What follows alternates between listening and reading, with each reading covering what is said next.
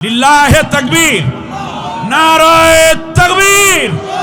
প্রধান অতিথির আগমন, শুভেচ্ছা স্বাগতম, নারায়ে তাকবীর।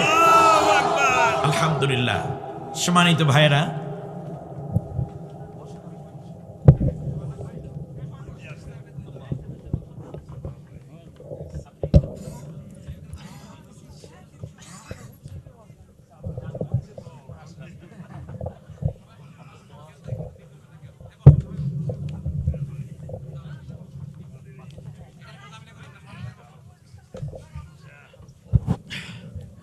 আলহামদুলিল্লাহ পড়ি, আর একটু জোরে পড়ি আলহামদুলিল্লাহ। আমাদের মাঝে একটা সূর্য উদিত হয়েছে, যে আলো ছড়িয়ে পড়েছে শুধু বাংলাদেশ নয়, তাম বিশ্বময়। আলহামদুলিল্লাহ। আমাদের সেই উদ্দীপ্ত সূর্যটি আমাদের মাঝেই এসেছে।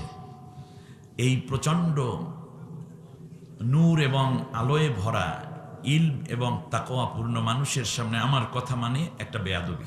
আমি এই কাজটা করি না। চিন্তা করেছি একটি বেসিক আলোচনা শোনানোর জন্য আল্লাহ যতটুকু তৌফিক দেন। লা ইলমা লানা ইল্লা মা আল্লামতানা ইন্নাকা আনতাল আলিমুল হাকিম। আমরা জানি এটা হচ্ছে 1447 হিজরি সাল এবং রজব মাস। আজকে এই রজব মাসের 11 তারিখ। আপনারা জানেন কিনা এই রজব মাস এর পরে কি মাস আরবিতে বলেন তো দেখি? শাবান মাস। এর পরে কি? রমাদানুল মুবারক। তাহলে এই রজব মাস আসলে আল্লাহ রাসূল সাল্লাল্লাহু আলাইহি ওয়াসাল্লাম একটা দোয়া পড়তেন, আল্লাহুম্মা বারিক লানা ফি রজাবা ওয়া শাবান ওয়া বাল্লিগনা রমাদান। সুবহানাল্লাহ পড়েন, আমার সাথে পড়েন তো সবাই। আল্লাহুম্মা বারিক লানা ফি রজাবা ওয়া শাবান ওয়া বাল্লিগনা রমাদান। অর্থ, আল্লাহ তাআলা তুমি আমাকে এই রজব মাস এবং শাবান মাসের বরকত দাও আর আমাদেরকে রমজান মাসে পৌঁছাইয়া দাও। সুবহানাল্লাহ বলেন। আল্লাহ যেন আগামী রমজান মাস পর্যন্ত আমাদেরকে বাঁচিয়ে রেখে রমজানের হক আদায় করে যেন আমরা সিয়াম পালন করতে পারি, আল্লাহ সেই তৌফিক দান করুন, বলি আমিন। প্রিয় বন্ধুগণ, রজব মাস ইসলামের ইতিহাসে যতগুলো মাস আছে তার মধ্যে অন্যতম একটি মাস। তার কারণ এই মাসটি ঘিরে রাসূল সাল্লাল্লাহু আলাইহি ওয়াসাল্লামের নবুয়ত জিন্দেগীর অনেকগুলো ঐতিহাসিক ঘটনা ঘটেছে। তার মধ্যে সর্বশ্রেষ্ঠতম ঐতিহাসিক ঘটনা হচ্ছে এই মাসের 27 তারিখে আল্লাহ রব্বুল আলামিন তার প্রিয় হাবিব, প্রিয় বন্ধু মুহাম্মদুর রাসূলুল্লাহ, সবাই পড়ি সাল্লাল্লাহু আলাইহি ওয়াসাল্লামকে দাওয়াত দিয়ে পরিবেশ করে আল্লাহ তার নিজের বাড়িতে মেহমান বানিয়ে আল্লাহ তাআলা দুনিয়ার জমিন থেকে আরশ মুআল্লায় নিয়েছিলেন আমাদের নবীকে। এজন্য আমরা সবাই পড়ি আলহামদুলিল্লাহ। এই বিশাল মেরাজের কাহিনী বলা আমার উদ্দেশ্য নয়। আপনারা জানেন মেরাজ হয়েছে এবং মেরাজ হক, এর উপরে ঈমান রাখতে হবে। মেরাজ যেই সময় হয়েছে এটা ছিল নবুয়তের 10ম বছর। আল্লাহ রাসূল সাল্লাল্লাহু আলাইহি ওয়াসাল্লাম মক্কায় এই 10ম বছরের শেষ দিকে, মানে 9ম বছরের শেষ দিকে রাসূল সাল্লাল্লাহু আলাইহি ওয়াসাল্লামের প্রিয়তমা স্ত্রী হযরতে খাদিজাতুল কুবরা রাদিয়াল্লাহু তাআলা আনহা ইন্তেকাল করেন।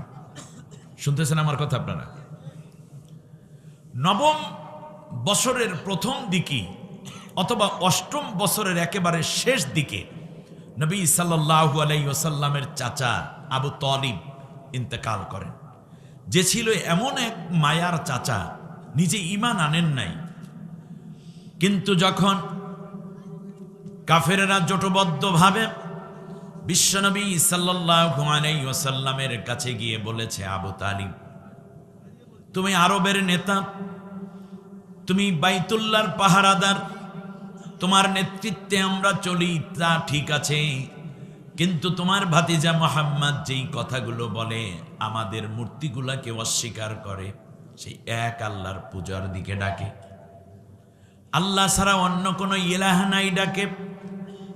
এই সমস্ত কথাবার্তাগুলো আল্লাহ ছাড়া কারো কাছে মাথা নত করা যাবে না, কাউকে রব বলা যাবে না, কাউকে আইনদাতা, বিধানদাতা, হুকুমদাতা বলা যাবে না। এই কথাগুলো মুহাম্মদ বলে যাচ্ছে। আমরা অনেক বুঝিয়েছি, ধমক দিয়েছি, কিন্তু শোনে না। তবে চূড়ান্ত পর্যায়ে তোমার কাছে একটা আবেদন রাখি, আমরা কিচ্ছু মুহাম্মদকে বলি না একটা কারণ, সেটা হলো তুমি এখনো মুহাম্মদকে আশ্রয় দিয়ে রেখেছ। মনে রাখো, তুমি তোমার ভাতিজাকে ডেকে বুঝাইয়া বলে দাও, যদি সে তার কালেমা থেকে ফিরে না আসে, দাওয়াত থেকে যদি বিরত না হয়, তাহলে কিন্তু তাকে আমরা আস্ত রাখবো না, সবাই ধরে শেষ করে দেব।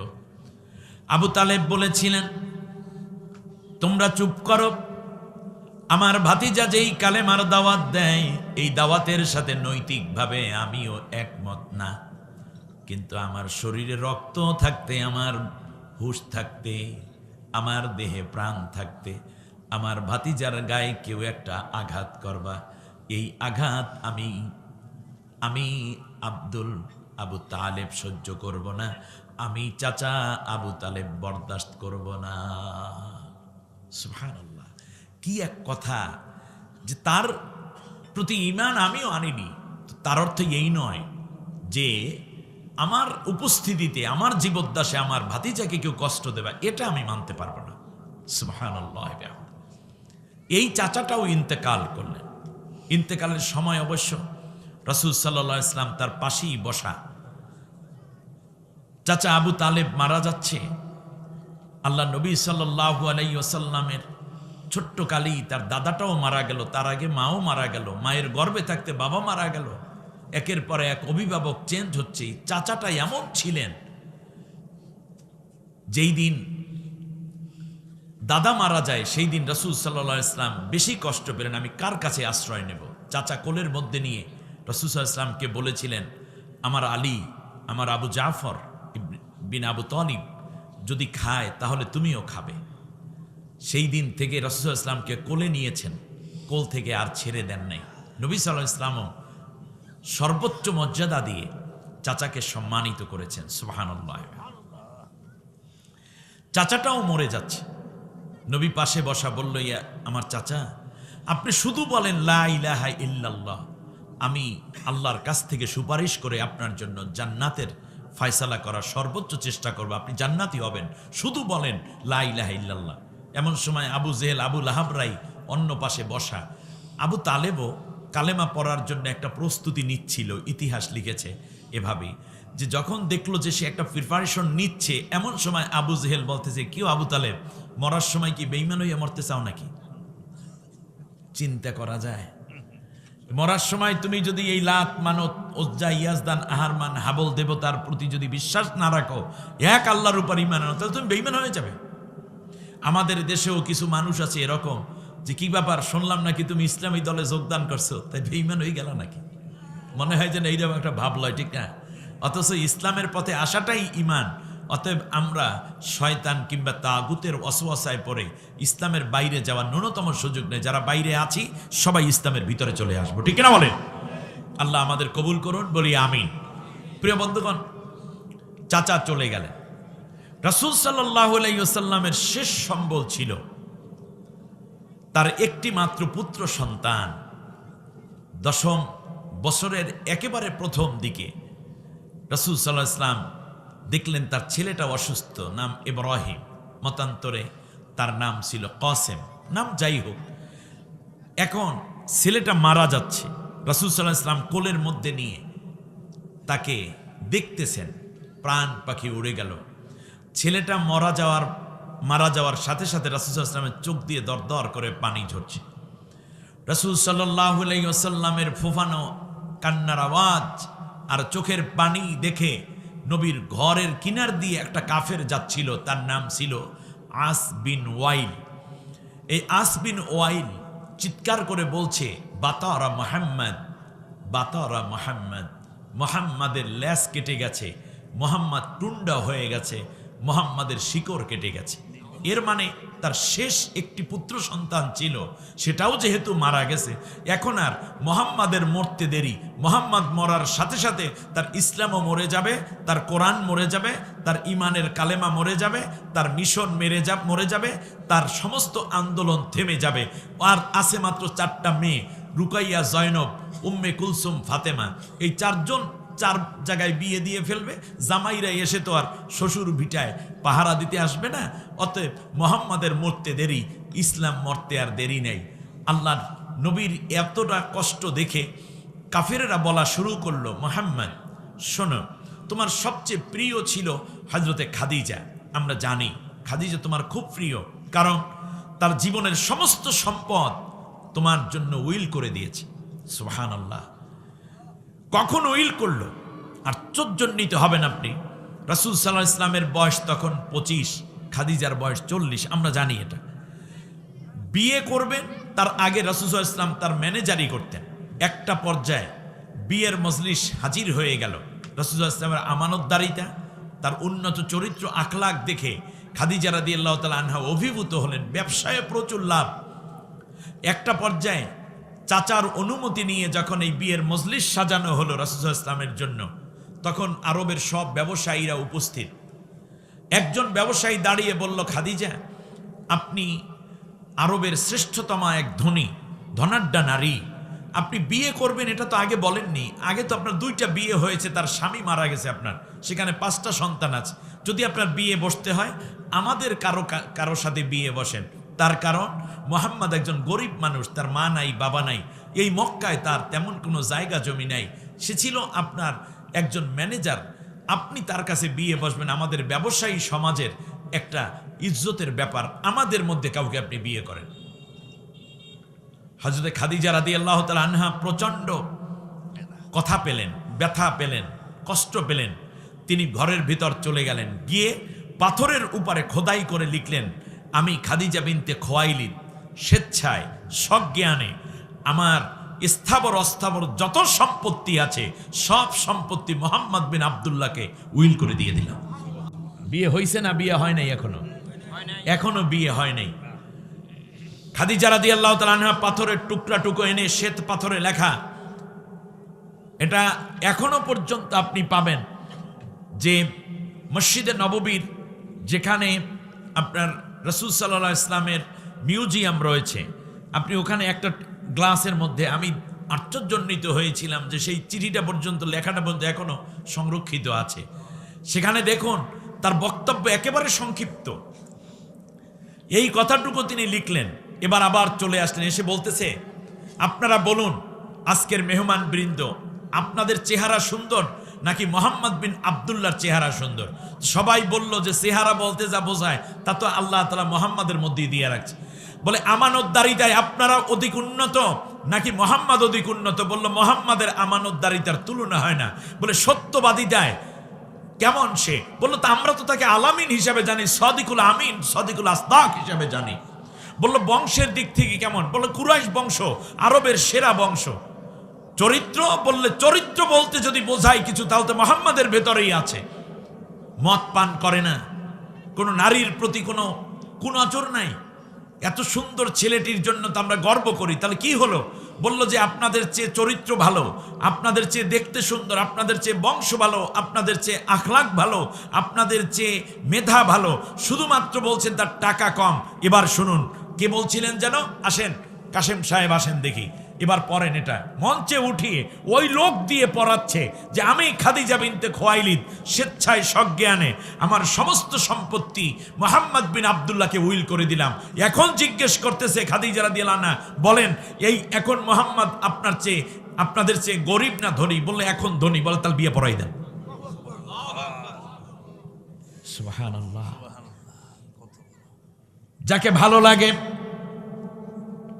যার মূল্য যে বোঝে, দুনিয়ার সমস্ত সম্পদ তার কাছে মূল্যহীন। খাদিজা রাদিয়াল্লাহু তাআলা আনহা নবীকে চিনেছেন। বিয়ে বসলেন একটা কারণে, তা ছিল এই যে খাদিজা রাদিয়াল্লাহু তাআলা আনহা আল্লাহর নবীর ভেতরে আগামী দিনের আখিরি পয়গম্বর হওয়ার নিদর্শন পেয়েছে। বিয়ে হয়েছে, কিন্তু ওই যে আকাঙ্ক্ষায় বিয়ে বসেছেন সেটা হচ্ছে না। সুবহানাল্লাহ। এক একজনের এক একটা টার্গেট থাকে। নবীর ভেতরে দেখেছেন খাদিজা রাদিয়াল্লাহু আনহা ছিলেন তাওরাত ইনজিলের একজন এক্সপার্ট। এজন্য তিনি চিন্তা করেছেন আমি আখেরি জামানার নবীর খাদেমা হব এবং আমি তার স্ত্রী হতে পারলে এর চেয়ে সৌভাগ্য আর কিচ্ছু হবে না। এই জন্য সব দিয়ে নবীকে পেতে চেয়েছেন তিনি। কাদরে গওহারে শাহ বেদানত ইয়া বেদানত জৌহুরি, কদরে গুলবুল বেদানত ইয়া বেদানত শাহপুরি। মতির মূল্য বাদশা জানে কিংবা জানে জৌহুরি, ফুলের মূল্য ভ্রমর বোঝে কিংবা বোঝে শাহপুরি। স্বর্ণকার হীরামণি মুক্তা স্বর্ণ চিনে, আর পরীদের সর্দারিনী ফুল চেনে। সুবহানাল্লাহ বলেন।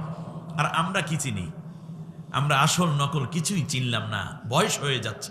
প্রিয় বন্ধুগণ, খাদিজা রাদিয়াল্লাহু তাআলা আনহা বিয়ে বসলেন নবীর ঘরে। আল্লাহ তাআলা খাদিজার ঘরে নবীর 5টা সন্তান দিলেন, কিন্তু খাদিজা যেই আকাঙ্ক্ষায় বিয়ে বসেছেন সেই আকাঙ্ক্ষা পূরণ হচ্ছে না।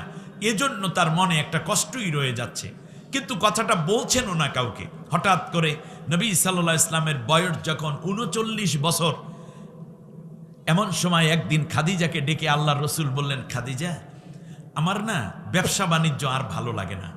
সুবহানাল্লাহ বলেন। আমার না সংসার জীবন ভালো লাগে না, আমার সন্তানগুলোকেও আগের মতো ভালো লাগে না।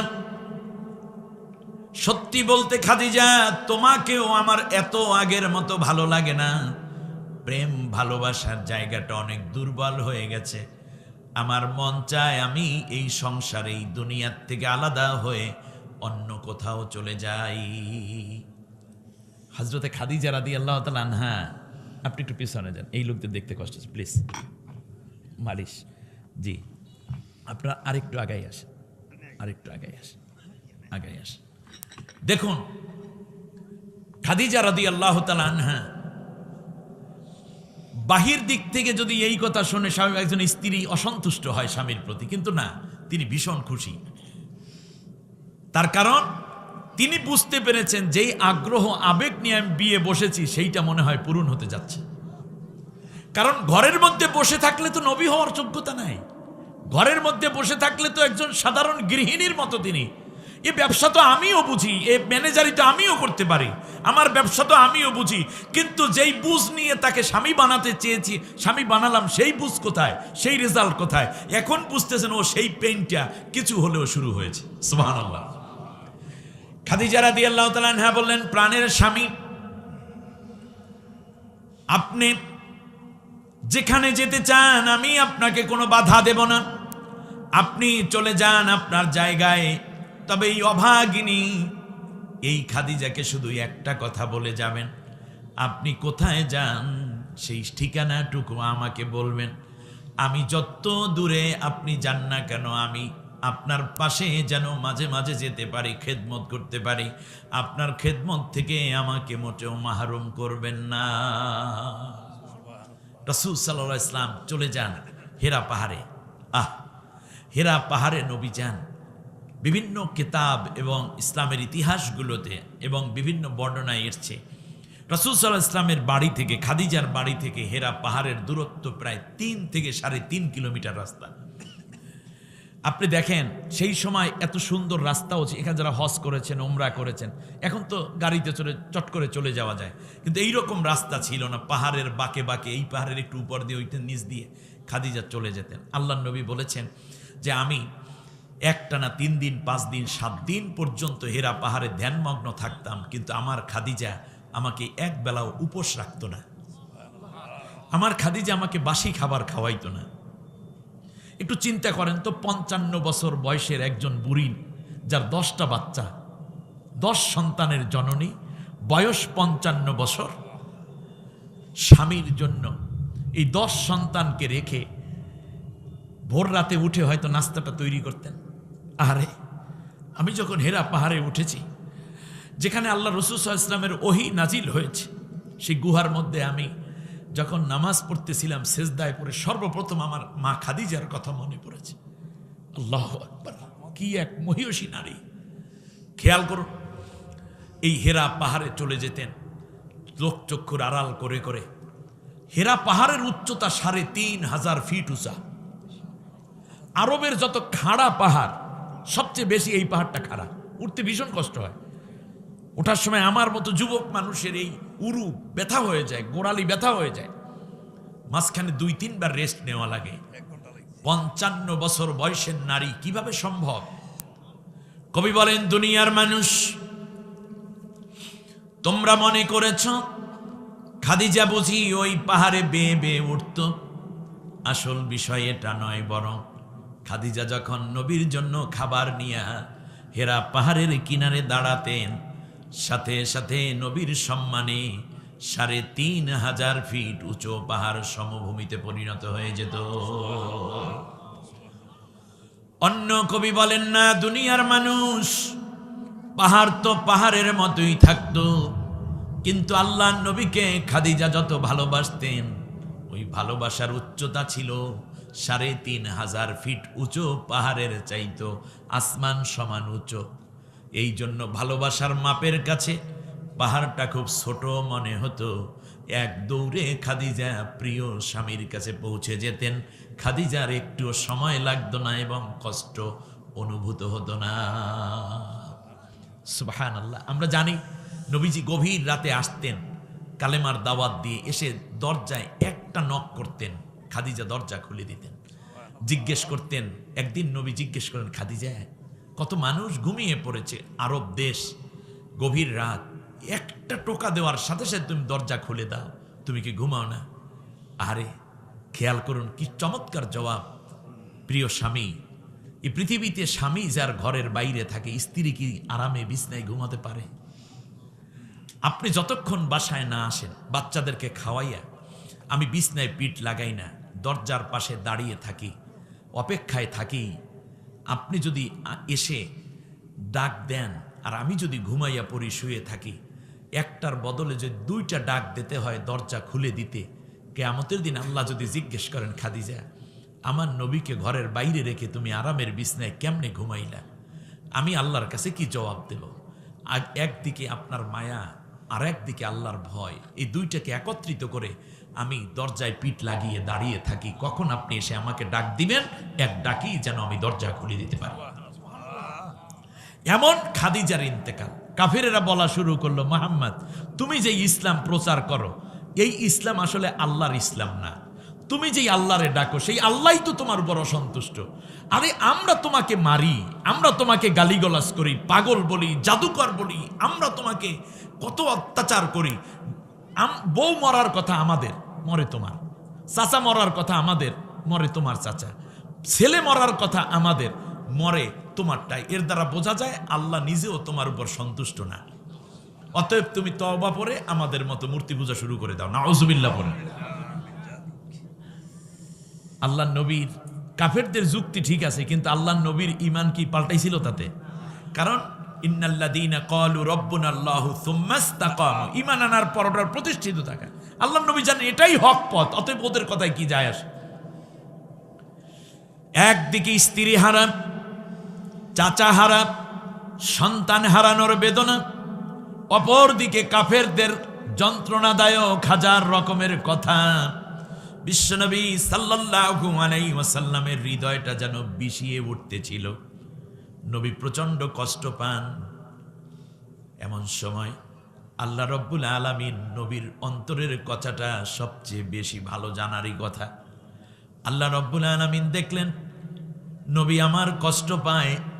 বিশ্বনবীর অন্তরের মধ্যে একটা ভিন্ন ব্যথা বারবার যেন কষ্ট দিচ্ছে। আল্লাহ ডাক দিয়ে বললেন, নবী গো, এইবার তুমি আমার বাড়িতে একটা দাওয়াত নাও, তুমি আমার বাড়ির মেহমান হয়ে যাও। কারণ তোমার অন্তরের ব্যথাগুলো ঘুচাইয়া দেওয়ার জন্য ওহির মাধ্যমে শুধু নয়, এইবার আমার বাড়িতে মেহমান বানাইয়া তোমার সব কষ্ট আমার রহমত দিয়ে মুছে দেব। ইংলিশে একটা কথা আছে, out of sight out of mind. চোখের আড়াল হলে মনের আড়াল হয়। আপনারা দেখবেন কোনো যুবতী মেয়ে একটা দুইটা বাচ্চা নিয়ে মারা গেছে, স্বামীটা মারা গেছে, তখন মামা, চাচা, বাবা, ভাই এরা বলে একটু চল। স্বামীর স্মৃতি চারদিকে, জুতা, জামা, স্বামীর প্লেট, গ্লাস, স্বামীর ঘড়ি ইত্যাদি বারবার দেখলে বিছানা, আরে স্বামীর গায়ের ঘ্রাণযুক্ত গেঞ্জিটা, গামছাটা, তোয়ালেটা সব যেন স্মৃতি হয়ে বারবার তাই কষ্ট দেয়। একটু ভুলে যাওয়ার জন্য বাবার বাড়িতে কয়েকদিন নিয়ে যেতে চায়। মনে রাখবেন, আল্লাহ রব্বুল আলামিন যেন তার হাবিবের কষ্টটা মুছে দেওয়ার জন্য 1-2 দিন না, একটানা 27 বছর আল্লাহ তাআলা তার বাড়িতে মেহমানদারি করালেন। নবীজির বয়স দুনিয়ায় 63 বছর, আর আল্লাহ রব্বুল আলামিনের আরশে আল্লাহ তাআলা তাকে জান্নাতে রেখেছিলেন 23 বছর। এই মোট মিলে নবীর বয়স 90 বছর। আচ্ছা, যাই হোক, আমরা আমাদের জায়গায় থাকি। রাসূল সাল্লাল্লাহু আলাইহি ওয়াসাল্লামকে আল্লাহ তাআলা ডাক দিলেন। মুসা আলাইহিস সালাম, কষ্ট হচ্ছে না তো আপনাদের? মুসা আলাইহিস সালাম আল্লাহকে দেখতে চাইলেন। আল্লাহ তাআলাকে দেখার জন্য বলল, রব্বি আরিনি, আল্লাহ তুমি আমাকে দেখা দাও।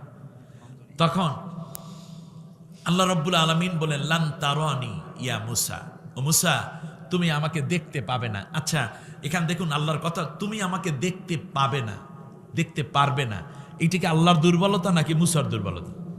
মুসা, কারণ তোমার যে পাওয়ার, এটা দিয়ে আমাকে দেখতে পারবে না। কারণ এই যে এনভায়রনমেন্ট, আমাদের এই পৃথিবীর এই যে মধ্যাকর্ষণ শক্তি এবং এই আমাদের যেই পরিবেশ রয়েছে, hydrogen, oxygen, carbon die oxide ইত্যাদি, এই পরিবেশে আল্লাহকে দেখা যায় না। আল্লাহ তাআলা সর্বোচ্চ বললেন, তাহলে ওই পাহাড়টার দিকে তাকাও। 40,000 মতান্তরে 70,000 নূরের পর্দা থেকে একটা পর্দা সামনে টেনে আনলেন আল্লাহ তাআলা, তাতে করে নূরের আলোয় ঝলসে গেল পাহাড় পুরে। কি হয়েছে? পাহাড় পুরে কি হয়েছে? সুরমা হয়েছে। ইয়েস, এটাই কারেক্ট আনসার। তার কারণ হচ্ছে পাহাড় পুরে ছাই হয় না, কারণ আল্লাহ নূরে পড়ছে। তো আল্লাহ নূরে যেটা পড়ে ওটাও বান্দার কাজে লাগে। সুবহানাল্লাহ। অতএব যদি পড়তে হয় তাই আল্লাহর জন্য পড়েন। আল্লাহর জন্য যারা মারা যায় তারা শহীদ হয়। সুবহানাল্লাহ বলবেন না? সুতরাং যদি মরতে হয় আল্লাহর জন্য মরবো, যদি পড়তে হয় আল্লাহরটাই পড়ি, ঠিক কিনা? যদি আন্দোলন করতে হয় আল্লাহর জন্য আন্দোলন হবে, আল্লাহর কোরআনের জন্য আন্দোলন হবে।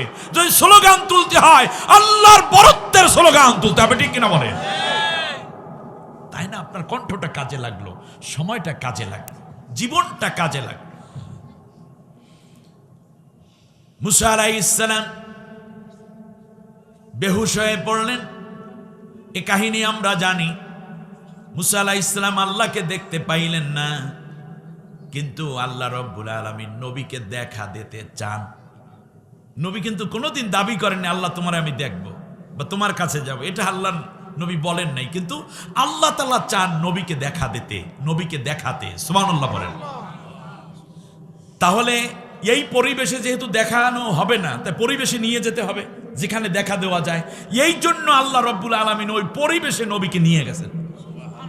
সুবহানাল্লাযী আসরা বিআবদিহি লাইলাম মিনাল মাসজিদিল হারামি ইলাল মাসজিদিল আকসাল্লাযী বারাকনা হাওলাহু লিনুরিয়াহু মিন আয়াতিনা। সুবহানাল্লাহ। লিনুরিয়াহু মিন আয়াতিনা, আমি আমার আয়াত নিদর্শনগুলোকে দেখাতে নবীকে আমি মেরাজ করিয়েছি। সুবহানাল্লাহ বলেন। আল্লাহ দেখাতে চান। পৃথিবীতে বসে কেউ যদি বলে আমি আল্লাহকে দেখেছি, তার চেয়ে বড় মিথ্যুক পৃথিবীতে আর কেউ হতে পারে না। কারণ আল্লাহকে দুনিয়ার এই পরিবেশে দেখা যায় না। অপরদিকে আপনি আল্লাহকে দেখছেন। আচ্ছা, মনে করেন বড় এক বুজুর্গ বললো আল্লাহরে দেখছি, আপনি কেমন দেখছেন? মেঘের মতো, পাহাড়ের মতো, আকাশের মতো, সমুদ্রের মতো, কিছুর মতো। আল্লাহ তাআলা বলছে লাইসা কামিসলিহি শাইউন, আমার সৃষ্টি যা আছে একটাও আমার মতো না। তা আপনি তো দেখলে সৃষ্টি দেখেন, কারণ স্বপ্নে তো আপনি সৃষ্টির বাইরে কোনো জিনিস স্বপ্নে কিন্তু দেখার সুযোগ নেই। কথা বুঝছেন কিনা? তাহলে একজন মানুষ স্বপ্নে সেটাই দেখে যা সৃষ্ট হয়ে গেছে, ক্রিয়েটেড যেটা, সেইটা সে দেখে। অতএব এই জায়গাটা খুবই একটা সেন্সিটিভ জায়গা। আল্লাহ তাআলাকে দেখতে হলে দেখা যাইবে, আমরাও দেখতে পাবো ইনশাআল্লাহ বলি। ফামান কানা يرجو لقاء ربه فليعمل عملا صالحا ولا يشرك بعبادة ربه أحدا। যারাই আল্লাহর দেখার পেতে চায়, দিদার পেতে চায়, সাক্ষাৎ পেতে চায়, তারা এক আল্লাহর ইবাদত করবা, নেক আমল করবে এবং তার ইবাদতের মধ্যে কোনো শিরক করতে পারবে না। মুশরিকরা কোনোদিন আল্লাহ তাআলাকে দেখতে পাবে না। নবীজি বলেন ইন্নাকুম সাতারাউনা রাব্বাকুম, তোমরা অচিরেই আল্লাহ তাআলাকে দেখবে যেমন পূর্ণিমার চাঁদ তোমরা যেইভাবে দেখতে পাও। সুবহানাল্লাহ বলেন। প্রিয় বন্ধুগণ, আল্লাহ রাব্বুল আলামিন তার হাবিবকে নিয়ে গেলেন। অনেক বড় কাহিনী, আমি ওই কাহিনীর দিকে যাব না।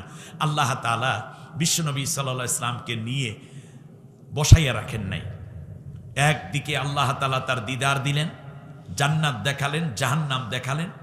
তারপরে আল্লাহ তাআলা ভবিষ্যতে কেমন হবে, যে নবী তোমার বাবা মারা গেল, মা মারা গেল, চাচা মারা গেল, দাদা মারা গেল, সন্তান মারা গেল, এরপরে কাফেরদের অত্যাচার, বকাঝকা, অপপ্রচার, এরপরে তাদের দাম্ভিকপূর্ণ কথাবার্তা, এগুলো তোর মন খারাপ করার কারণ নাই। একটা পর্যায়ে সামনে কি হবে আল্লাহ সেটা দেখাই দিয়েছে। একটা পর্যায়ে তুমি হিজরত করবে, বদরের যুদ্ধ হবে, সেই যুদ্ধের মাধ্যমে ইসলামের বিজয়ের সূচনা হবে। একটা পর্যায়ে আজকে যারা শত্রু আছে তারা তোমার পায়ের কাছে নত হতে বাধ্য হবে। এই সব কিছু আল্লাহ তাআলা দুলোকে, ভুলোকে, পেছনে, সামনে, ভবিষ্যতে, কিয়ামত পর্যন্ত উম্মতদের অবস্থা কি হবে সব আল্লাহ তাআলা নবীকে দেখাইয়া তারপরে এমন কিছু উক্তি নবীকে দিয়ে নিলেন যা উম্মতেরা আজও পর্যন্ত বর্ণনা করতে পারে। তার কারণ, যদি আপনি কিয়ামত পর্যন্ত বর্ণনা করতে চান তাহলে কিয়ামত পর্যন্ত জ্ঞান তো আপনার ভিতরে থাকতে হবে। আল্লাহ রাসূল সাল্লাল্লাহু আলাইহি ওয়াসাল্লাম কিয়ামতের দিন কেমন হবে, কিয়ামতের দিন পাহাড় কেমন হবে, কিয়ামতের দিন মানুষগুলো কেমন হবে, সেই কথাও আল্লাহ বলে দিলেন। কেন? তার কারণ আল্লাহ রাব্বুল আলামিন এর মধ্যে আর কোনো নবী পাঠাবেন না। নবী শেষ নবী মুহাম্মদ সাল্লাল্লাহু আলাইহি ওয়াসাল্লাম। এই জন্য কিয়ামতের পর্যন্ত তাকে দেখানো হয়েছে। জান্নাত জাহান্নামের বর্ণনা নিয়ে আসছে। আর আগের দিনে নবী যারা আসতেন তারা আর এক নবী পর্যন্ত যা হবে মাঝখানের কথা বলতেন, তারা কিয়ামতের কথা বলতেন না। তারা কিয়ামতের পূর্বের আলামত বলতেন না, কিয়ামতের পূর্বে নারীদের কথা বলতেন না, কিয়ামতের পূর্বে পুরুষরা কেমন হবে, মাদকদ্রব্য কেমন হবে, শাসকরা কেমন হবে, সাথীতরা কেমন হবে, এইরকম কোনো বর্ণনা ওই নবীরা বলতেন না। তার কারণ আল্লাহ তাকে এক নবীতে আর এক নবী পর্যন্ত কি হবে সেইটা বর্ণনা করাতেন। আর আমাদের নবী কিয়ামত পর্যন্ত বর্ণনা করেছেন, এই জন্য মাঝখানে আর কোনো নবী থাকবে না।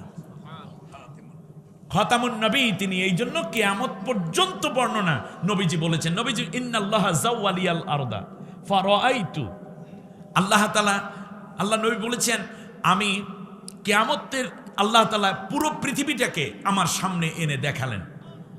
এরপর ফারাআইতু মাশারিকাহা ওয়া মাগারিবাহা, আমি মাশরিক থেকে মাগরিব পর্যন্ত যা আছে সব কিছু স্পষ্ট করে দেখলাম।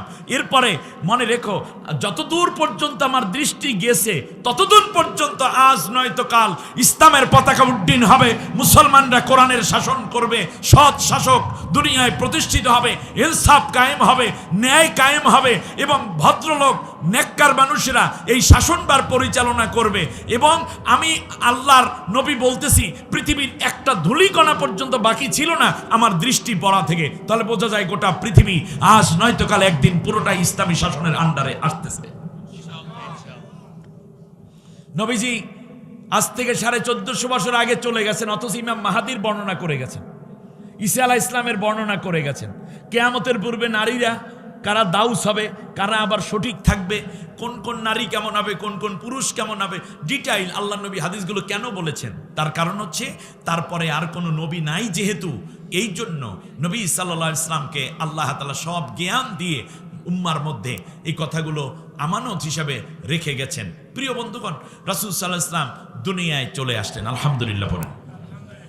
আল্লাহ রাব্বুল আলামিন নবীকে দুনিয়ায় শান্তি এবং আখিরাতে জান্নাতি হওয়ার জন্য বিশ্ব মানবতার সামনে 14টা কাজ, 14টা দফা, 14টা রুলস উপস্থাপন করে দিলেন। আল্লাহ রাব্বুল আলামিন বলে দিলেন, নবী আমি আপনার কাছে এই 14টা কাজের আমানত দিয়ে রাখলাম। কিয়ামত পর্যন্ত এই 14 দফা নীতি যেই রাষ্ট্রে কায়েম থাকবে ওই রাষ্ট্রটাই পৃথিবীর শ্রেষ্ঠ রাষ্ট্র এবং ওই 14 দফা বাস্তবায়নকারী সরকার হবে পৃথিবীর সেরা সরকার, আর ওই হুকুম আহকাম যারা মেনে চলবে পৃথিবীর মধ্যে শ্রেষ্ঠ মানুষ হবে ওই জাতির, ওই দেশের জনগণ। সুবহানাল্লাহ। কয় দফা? 14 দফা। আসুন এই 14 দফা এবছর শুরু করি, যতদূর যাইতে পারি ইনশাআল্লাহ। আমার সাথে পড়েন, আউযু বিল্লাহি মিনাশ বিসমিল্লাহির রাহমানির রাহিম। বিতাড়িত অভিশপ্ত শয়তানের ওয়াসওয়াসা থেকে আল্লাহর আশ্রয় চাই। পরম করুণাময় অসীম দয়ালু আল্লাহর নামে শুরু করছি। ওয়াকাযা রাব্বুকা আল্লা তা'বুদু ইল্লা ইয়্যাহু ওয়া বিল ওয়ালিদাইনি ইহসানা ইম্মা ইয়াবলুগান্না ইনদাকাল কিবরা আহাদুহুমা أو كلاهما فلا تقل لهما أف ولا تنهرهما وقل لهما قولا كريما واخفض لهما جناح الذل من الرحمة وقل رب ارحمهما كما ربياني صغيرا ربكم أعلم بما في نفوسكم إن تكونوا صالحين فإنه كان للأوابين غفورا আমানতু বিল্লাহ অর্থ হচ্ছে একটি চূড়ান্ত, শাশ্বত, শতসিদ্ধ এবং পূর্ণাঙ্গ রায় হচ্ছে তোমার রবের পক্ষ থেকে। সেটা এই যে ইবাদত হবে কেবলমাত্র, শুধুমাত্র, একমাত্র আল্লাহর জন্য, অন্য কারো জন্য নয়। আর দ্বিতীয় দফা হচ্ছে তোমরা খেদমত করবে তোমাদের মা এবং বাবার। সুবহানাল্লাহ। 14 দফার কয় দফা শুরু হলো? 2 দফা। আল্লাহ ঘর থেকে শুরু করেছেন। সুবহানাল্লাহ।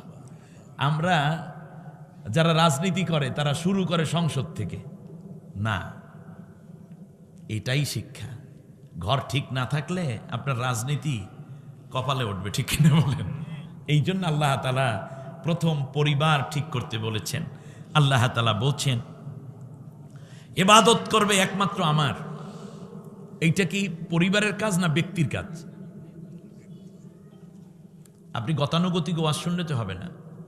আল্লাহ তাআলার সংস্কার নীতি দেখুন। একটি দুনিয়া পরিচালনা করবে, যেই জন্য আল্লাহ রব্বুল আলামিন হাবিবকে তার বাড়িতে নিয়ে গেলেন।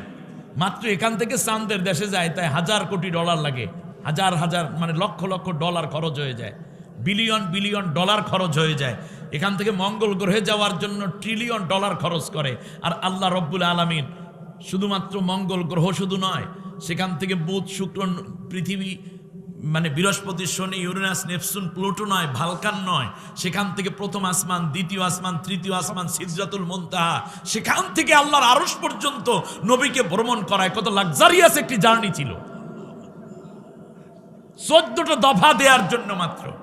কি এক টিসি করালেন আল্লাহ, কি এক টিএস করালেন আল্লাহ তাআলা, কি এক তালিম দিতে যাচ্ছেন আল্লাহ। সেই তালিমের প্রথমটা হচ্ছে ব্যক্তি আত্মশুদ্ধি থেকে। ওয়াকাযা রাব্বুকা আল্লা তা'বুদু ইল্লা ইয়্যাহু, একমাত্র আল্লাহর ইবাদত করবে, অন্য কারো নয়। বলুন তো দেখি, তুমি ইবাদত করবে এটা কি অন্যের না নিজের? তাহলে সংস্কার শুরু হবে কোন জায়গা থেকে? ব্যক্তি থেকে। আজ যদি আমার রাষ্ট্র যারা চালায়, পুলিশের আইজি, সেনা প্রধান, টিওনো, ডিসি, এসপি, ওসি, সেখান থেকে ধরে আমি জামাল উদ্দিন, আপনি কামাল উদ্দিন, আর একজন কৃষক, শ্রমিক, সেখান থেকে যারাই আছে মেম্বার, চেয়ারম্যান, এমপি, মন্ত্রী, এই ব্যক্তি পর্যায়ে যখন আল্লাহর অনুগত হয়ে যাবে, তখনই মূলত সমাজের প্রথম ধাপটি আমরা উত্তীর্ণ হতে পারলাম। আমাদের যখনই কেউ পলিটিক্স করে, তখন গোটা বাংলাদেশ মনে হয় দুইয়া বইসা সাফ করে আমরা কিচ্ছু করতে পারবেন না, আগে আপনি সাফ হন। আল্লাহ তাবুদু ইল্লা ইয়াহু, তুমি আগে নিজে আমার গোলাম হও। এই কথাটুকু বলার জন্য আল্লাহ রব্বুল আলামিন নিয়ে গেলেন সেই আরশে। সুবহানাল্লাহ পড়েন। ওয়াকাযা রাব্বুকা আল্লা তা'বুদু ইল্লা ইয়াহু,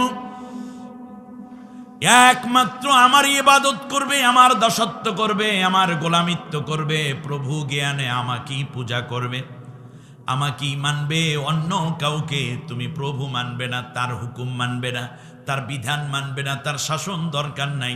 আমি আল্লাহ যেটা দিয়েছি তুমি বিনা প্রশ্নে সেটা মেনে নিবা। এটা আমি আল্লাহর শুধু কথা নয়, বরং এটা অর্ডার, এবং এটাই চূড়ান্ত অর্ডার। ওয়াকাদা, চূড়ান্ত অর্ডার।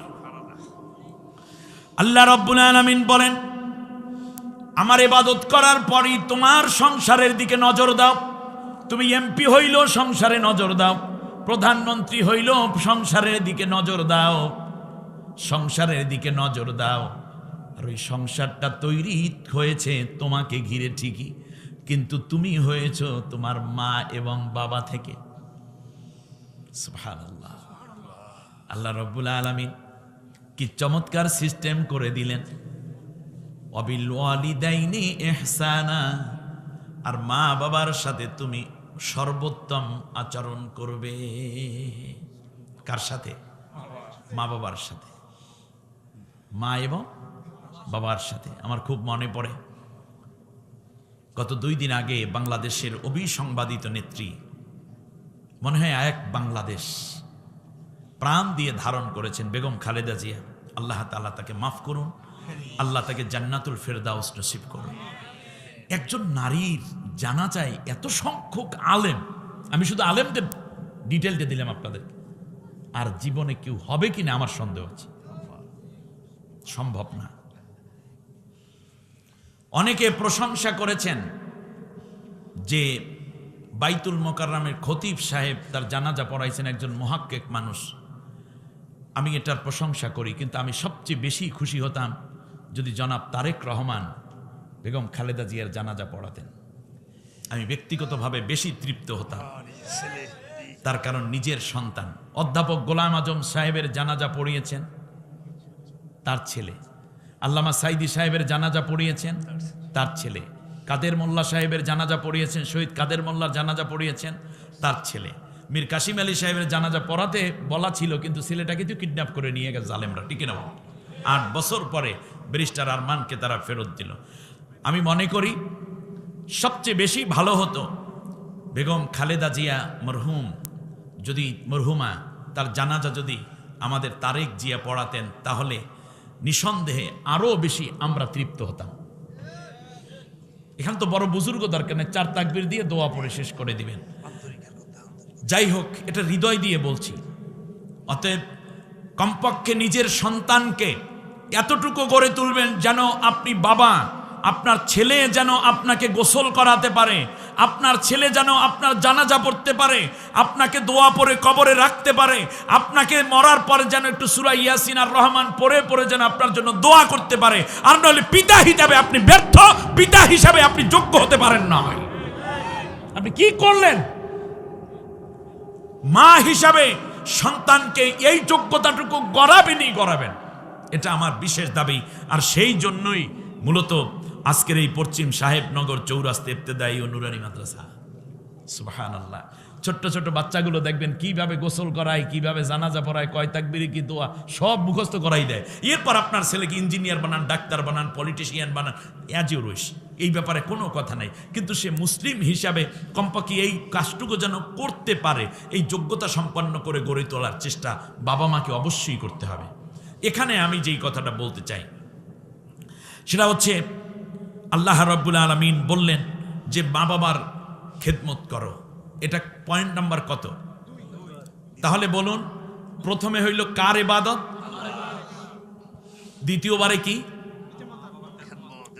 মা বাবার এহসান। এহসান এবং খেদমত দুইটি আরবি শব্দ। খেদমত শব্দটা আরবি শব্দ, আর এহসান শব্দটাও আরবি। কিন্তু খেদমত এবং এহসানের মধ্যে পার্থক্য আছে। পার্থক্যটা হলো, যেই কাজের বিনিময়, যেই খেদমতের বিনিময় কিছু ওজরাত পাওয়া যায়, মানে পারিশ্রমিক পাওয়া যায়, সেইটাকে বলে খেদমত। যেমন আমার ড্রাইভার আমার খেদমত করছে, বিনিময় পারিশ্রমিক পাচ্ছে। আপনার ড্রাইভার, আপনার বাড়ির চাকর, মালি কিংবা কাজের বুয়া, খালা, যাই বলেন, এরা যখন খেদমত করে, তার বিনিময় ইন্ডাস্ট্রিতে কাজ করছেন শ্রমিকরা, বিনিময় কি পাচ্ছেন? বেতন পাচ্ছেন। সেটা মাসিক পাক, ডেইলি হিসাব অনুযায়ী পাক, বছর শেষে পাক, এগুলো পাচ্ছে। আবার অতিরিক্ত কাজ করলে তখন কি পায়? ওভার টাইম পায়। বছর শেষে তারা কি পায়? বোনাস পায়। এবং চাকরি শেষে তারা কি পায়? পেনশন পায়। আমার কথা বুঝতে পারছেন কিনা? কিন্তু যেই খেদমতের বিনিময় কেবলমাত্র খেদমতই হতে পারে, কিন্তু বিনিময় কি তা কোনো নির্ধারিত হয় না, সেইটাকে বলে এহসান। সেটা কি বলে? এহসান। এবং কোনো শর্ত নাই, নিঃশর্ত খেদমত, সেইটাকে বলে এহসান। আল্লাহু আকবার। অবিল ওয়ালিদাইনে এহসানা, খেদমত কর। রাত 3টা বাজে আমি মনে করেন বাসায় গেলাম, বাসায় গিয়ে দেখলাম আমার কোনো বাচ্চা অথবা কেউ অসুস্থ, বা বাড়িতে খবর আসছে এখন ঢাকা থেকে রওনা করতে হবে। আমি আমার ড্রাইভারকে ফোন দেওয়ার আগে 3বার চিন্তা করতে হয়, আমি কি লোকটাকে এখন ডিস্টার্ব করব নাকি করব না, ঠিক না বলেন? কিন্তু কারণ হচ্ছে তার তো একটা ডিউটি সে করেছে। যদি আমার যায়ও কোথাও, পরের মাসিক বেতন দেওয়ার সময়, স্যার ওই দিন তো 3টা থেকে 6টা পর্যন্ত একটা অতিরিক্ত ডিউটি ছিল, এর মানে আরো 500 টাকা বাড়াই দেন। আপনারা কি বুঝতেছেন কিনা আমার কথা? কারণ এটা কি? খেদমত। কিন্তু 3টার সময়, রাত 3টার সময় যদি আমার মা আমাকে ডাক দেন, আমার মাথাটা ব্যথা করে, আমার মাথাটা একটু টিপে দাও, আমার পাওটা একটু চিপে দাও, আমার পানি দরকার, পানিটা ঢেলে দাও, আমার পানিটা গরম করে একটু শরবত বানাইয়া দাও, আমাকে এখনই ডাক্তারখানা নিয়ে চলো। কিংবা যদি আমার মা বলে থাকেন এখন এইটা করো, এইটা করো, তাহলে মনে রাখবেন আমি সাথে সাথে এই খেদমতটুকু করতে বাধ্য। কেন করব, কি করব, কিভাবে করব, এই প্রশ্নগুলো করা যাবে না। ওইটার নামই ইহসান। সুবহানাল্লাহ। ওইটার নাম কি? ইহসান। আপনি কষ্ট পাচ্ছেন না কোনো কথায়? ওইটার নাম কি? ইহসান। তাহলে আমি আমার মাকে কি বলতে পারবো যে আমি ইহসান করেছি, এখন মাগো তুমি আমার 500 টাকা দাও? এখন কি দেবে শোনেন, আল্লাহ রাব্বুল আলামিন বলেন, দোয়া তো মায় দেবেই দেবে মিয়া, আল্লাহ কি দেবে সেইটা শোনেন। আল্লাহ রাব্বুল আলামিন বলেন, হাল জাযাউল ইহসানি ইল্লাল ইহসান। তুমি যদি ইহসান করো, তার বিনিময় আমি আল্লাহ নিজে তোর প্রতি ইহসান করব। সন্তানেরা বুঝতেছেন? আপনি আপনার মাকে যদি ভালোবাসেন, আপনি আপনার মায়ের প্রতি যদি দয়া করেন, আপনি আপনার মায়ের প্রতি যদি দায়িত্ববান হয়ে ওঠেন, আল্লাহ রাব্বুল আলামিন আপনার প্রতি দয়াবান হয়ে দায়িত্বর আল্লাহ নিজে কুদরতে আপনার উপরে বাস্তবায়ন করবেন। অতএব আপনি আপনার মা, আপনার বাবার দিকে যত্ন নেন, আপনার দিকে যত্ন নিবেন আল্লাহ তাআলা নিজে। হাল জাযাউল ইহসানি ইল্লাল ইহসান। এর চেয়ে বড় কথা আপাতত আমার জ্ঞানে আর নাই। আশা করি আপনারা আমার কথা বুঝতে পেরেছেন। যাদের মা আছে তারা 2টা হাত উঁচু করেন, দেখি তো মা আছে কার কার? আমার মা আছে, আলহামদুলিল্লাহ। হাত নিচু করেন। বাবা আছে কার কার দেখি তো? আমার তো বাপ নাই, হাত নিচু করেন। মা বাবা একজনও নাই কার কার দেখি তো?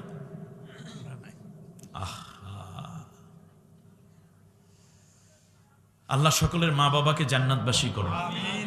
আল্লাহ রাব্বুল আলামিন বললেন, শোনো, তাহলে দেখুন প্রশিক্ষণটা শুরু হলো ব্যক্তি থেকে। ওয়াকাদা রাব্বুকা আল্লা তা'বুদু, এরপর গেল পরিবারের মধ্যে, ওয়াবিল ওয়ালিদাইনে ইহসানা, দুই দফা, প্রথমটা গেল ব্যক্তির মধ্যে, দ্বিতীয়টা গেল পরিবারের মধ্যে। ব্যক্তি এবং পরিবার দুইটা যদি সুস্থ হয়ে যায় তাহলে গোটা দুনিয়া শান্তিতে ভরপুর হয়ে যেতে বাধ্য। আল্লাহ রাব্বুল আলামিন বলেন, বিশেষ করে একটা বিষয় খেয়াল করো সন্তানেরা, ইম্মা ইয়াবলুগান্না ইনদাকাল কিবারা আহাদুহুমা আও কিলাহুমা ফালা তাকুল লাহুমা উফফিন ওয়ালা তানহারহুমা। যদি তোমাদের মা এবং বাবা একজন কিংবা উভয় যদি বার্ধক্যে পৌঁছে যায়, বুড়া হয়ে যায়, বৃদ্ধ বয়সে যদি পৌঁছে যায়, তাদেরকে ধমক দিবা না এবং তাদেরকে ঘর থেকে বের করে দিবা না। আল্লাহু আকবার। এখন খেয়াল করুন, প্রথমে আল্লাহ তাআলা বললেন, করতে বললেন একটা, করতে বললেন কয়টা? কি বলেন সেটা? ইহসান। কি করতে বলছে বলেন তো দেখি? ইহসান করতে বলছেন। আর করতে নিষেধ করছেন, ধমকও দেবা না, ঘর থেকে বেরও করে দিবা না। তাহলে বোঝা যায় ঘর থেকে বের না করা এবং ধমক না দেওয়া এটা ইহসানের মধ্যে কাজ। এবার একটু খেয়াল করেন ভালো করে, সেটা হচ্ছে এখন কেন আল্লাহ নিষেধ করলেন? তার কারণ ধমক দেয়া এবং ধমক নেয়া, আপনি যখন বয়স, যুবক বয়স হয় বা ছাত্র হয়, কলেজে পড়ে, ইউনিভার্সিটিতে পড়ে, তখন দেখবেন অনেককে ধমক দেয়, কারণ ওই বয়সটায় ধমক নেওয়ার একটা যোগ্যতা হার্টের মধ্যে থাকে। কিন্তু বাবা যখন বৃদ্ধ হয়ে যায়, মা যখন বৃদ্ধা হয়ে যায়, তখন সন্তান একটা ধমক দেবে, হ্যাঁ এটা কি করেছো মা, এটা কেন করলা, ও মা তুমি চুপ করো, আব্বা এরকম করবেন না কোনোদিনও, আপনি এই সংসারে থাকেন, খান, বেশি বাড়াবাড়ি করবেন না। আস্তাগফিরুল্লাহ, বলেন আস্তাগফিরুল্লাহ। এই যে কথাগুলো বলা, এই কথাগুলো বাবা এবং মা বৃদ্ধ বয়সে নিতে পারে না, কষ্ট পায়। আর আল্লাহর নবী বলেছেন, যদি কষ্ট পায় মা বাবা, রিদার রাব্বি ফি রিদাল ওয়ালিদি ওয়া সাখাতির রাব্বি ফি সাখাতিল ওয়ালিদ। মা বাবা যদি খুশি হয়, আল্লাহ রাব্বুল আলামিন খুশি হয়ে যায়। মা বাবা যদি বেজার হয়, মা বাবা যদি অসন্তুষ্ট হয়, আল্লাহ রাব্বুল আলামিনও বেজার হন, অসন্তুষ্ট হন। দেখছেন অবস্থাটা কি? অবস্থাটা একটু খেয়াল করেন। আপনি আল্লাহরে খুশি করতে চান, আপনি আল্লাহরে খুশি করার জন্য চিল্লা দিছেন, আমিও দিয়েছি 3 চিল্লা, এটা আল্লাহর খুশির জন্য না? আল্লাহরে খুশি করার জন্য হজে যান, আল্লাহরে খুশি করার জন্য উমরায় যান, আল্লাহরে খুশি করার জন্য ইতিকাফে বসেন, আল্লাহরে খুশি করার জন্য ইতিমেরে খাওয়ান, আল্লাহরে খুশি করার জন্য মাদ্রাসা বানান। সব কিছু করলেন, কিন্তু আমার নবী বললেন এগুলো তো করবা, কিন্তু মনে রেখো, 2টা মানুষ যদি তোমার উপর অসন্তুষ্ট হয়, তামাম পৃথিবীর সবাই যদি খুশি হয়, আল্লাহরে খুশি করতে পারবা না। যদি এই 2টা মানুষ খুশি হয়, আল্লাহও খুশি। এবার একটা খেয়াল করেন, এই হাদিসের পরে আর একটা কথা নবীজি বললেন, হুমা জান্নাতুকা ওয়া নারুক। আল্লাহু আকবার। আমি এই হাদিসটা পড়ার পরে ছাত্র জীবনে এতবার কেঁদেছি। আল্লাহর নবী সোজা সাপটা বলে দিলেন, এই মা বাবা 2জন তোমার বেহেশত, মা বাবা 2জন তোমার জাহান্নাম। এই 2জন জান্নাত, এই 2জন জাহান্নাম। আল্লাহু আকবার। মা বাবা তোমার বেহেশত, মা বাবা তোমার জাহান্নাম। আল্লাহু আকবার। মা বাবা তোমার জান্নাত, মা বাবা তোমার জাহান্নাম। ওই মা বাবা যদি খুশি হয়, আল্লাহ খুশি, মা বাবা বেজার হলে আল্লাহ বেজার। প্রথমে বললেন ইবাদতের এত কথা, একবারে বইলা দিলেন ওয়াকাযা রাব্বুকা আল্লা তা'বুদু ইল্লা ইয়াহু, কিন্তু তার পরের কথা বাড়াইছেন 4 গুণ। মা বাবার ব্যাপারে আল্লাহ বুঝাইতে যাই আল্লাহ বুঝাইছেন, আমার যদি ইবাদতে কিছু ঘাটতি হয়ে যায়, রোজা রাখো নাই আমার বান্দা, ও ফজলুল করিম, ও সোহাগ, ও সুমন, ও সুমি, ও রহিমা, ও সুমাইয়া, তুমি রোজা রাখতে পারো নাই আমার ইবাদত। আমার কাছে মাপ চাইলে আমি মাফ কইরা দেব। আমার কথা খুব সোজা। ওয়াকাদা রাব্বুকা আল্লা তা'বুদু ইল্লা ইয়াহু, আমার ইবাদত করবি, আমার ইবাদতের মধ্যে ত্রুটি হইলে মাফ কইরা দেব। কিন্তু 4 গুণ বেশি কথা বললাম তোর মা বাবার জন্য, কারণ আমি আল্লাহ তোরে বানাইছি তা বুঝান লাগছে। কিন্তু মা বাবার তোর দরদি এই কথা বুঝানোর দরকার নাই, কারণ তুইও তো তুই বাবা হইছ, তোর বউ যত কষ্ট করছে তোর বাচ্চা নিয়ে, তোর মাও তো তত কষ্ট করছে তোরে লইয়া। মা হইয়া মাকে বুঝলি না, বাবা হইয়া বাবাকে বুঝলি না। তোর বউ যখন কনসেপ্ট করেছে বেবি হবে, সেই দিন থেকে তোর সন্তান দেখার আকাঙ্ক্ষা। তোমার বাবাও তো ঠিক এই আকাঙ্ক্ষাই লালন করত। চোখের সামনে দেখার পরেও যদি তুমি তোমার এই মা বাবাকে না বোঝো, আমি আল্লাহকে তুমি কেমনে বুঝবা? কপাল পোড়া। সেই জন্য আল্লাহ রব্বুল আলামিন নিজের কথা বলছেন 1 ভাগ, আর 4 ভাগ বাড়াইয়া বলছেন মা বাবার কথা। যেন বুইজা বুইজা সন্তান মা বাবারে যদি খুশি করতে পারো, আমার ইবাদতের মধ্যে ঘাটতি হইয়া গেলেও আমি আল্লাহ তোরে মাফ করিয়া জান্নাত দিয়া দেব। আমার ইবাদতে কিছু ত্রুটি হবে, ও সবাই হয়, তোরও হইছে, ওইটা মাপযোগ্য, কিন্তু মা বাবার দিকে খেয়াল রাখিস। হুমা জান্নাতুকা ওয়া নারুক। হজ করতে যান, উমরা করতে যান, ফরজ হলে তো যাওয়াই লাগবে। উমরা করতে, হজ করতে তো যাওয়া লাগবে, ফরজ হলে, টাকা পয়সা হলে। কিন্তু আপনি কি দেখেছেন মক্কা মদিনা দেখার জন্য মনটা কান্দে, কিন্তু একবার কি খেয়াল করেছেন আপনার ঘরের মধ্যে মক্কা মদিনা? আল্লাহু আকবার।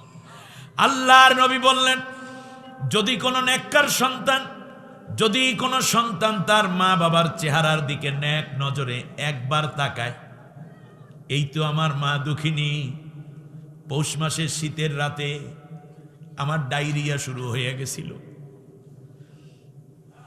পায়খানা করেছি 30-40 বার, মা বারবার পাতলা কাতা পরিষ্কার করেছে, বমি করেছি, মায়ের কাপড় ভিজিয়ে ফেলেছি, মায়ের ওড়নার মধ্যে বমি করে ফেলেছি, মা এইগুলা বাথরুমের মধ্যে পরিষ্কার করেছে, আমার পায়খানায় মার শরীরটা ভিজে গেছিল। ঠান্ডা পানিতে ফজরের আগে গোসল না কইরে আমার মা নামাজে দাঁড়াইতে পারেনি। ঠক ঠক কইরে আমার মায় কাঁপতেছিল। একটা দামি চাদরও ছিল না তখন, আমি ছিলাম গরিব, আমার বাবা ছিলেন গরিব। আহারে, আমার মাকে একটা মোটা কম্বলও কিনে দিতে পারে নাই। আমার মা ঠুকঠুক করে কাঁপতেছে, এরপরেও বুকের দুধ খাওয়াইতে মায়ে ভুলে যায় না। একটু পরেই আবার লাকড়ি জ্বালাইয়া আমার মা সুন্দর করে আমার জন্য গরম খাবার নিয়ে এসেছে। আমি ঘুমাইয়া পড়েছি, আমার চোখটা বসে গেছে বারবার বাথরুমে যাওয়ার কারণে, পায়খানা হওয়ার কারণে। আমার মা সিজদায় পইরা কান্দে, আল্লাহ তুমি আমারে লইয়া যাও, আমার জাদুমণিরে আমার কোল থেকে নিও না। আল্লাহর নবী বলেছেন, তুমি যদি তোমার মায়ের দিকে একবার নেক নজর করে তাকাও, এই তো আমার জনম দুঃখিনী। এখানে এমন অনেকে আছেন যার বাবা আগে মারা গেছে, বাবা মারা গেছে তখন ছোট ছিলেন, মা তার যৌবনটাকে পুরা কয়লা বানিয়ে দিয়েছে, ছাই বানিয়ে দিয়েছে।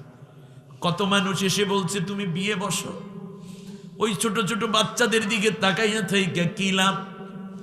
মা চোখের পানি ছেড়েই আমাকে আপনাকে কোলের মধ্যে নিয়ে, মা চোখের আড়াল হয়ে বারান্দায় গিয়ে ফোফাইয়া ফোফাইয়া কাঁদছে, আল্লাহ আমার এই সন্তানগুলো ছেড়ে আমি যদি বিয়ে বসি, আমার বাচ্চাগুলো ইয়েতিম পুরা হয়ে যাবে, ঘরে আইসা আমাকে পাবে না, মাকে মায়ের আদর পাবে না। শেষবারে বাবাকে জানাইয়া দিয়েছে, ভাইকে জানাইয়া দিয়েছে, যতদিন পর্যন্ত আমার সন্তান বড় না হয় ততদিন আমি বিয়ে বসবো না।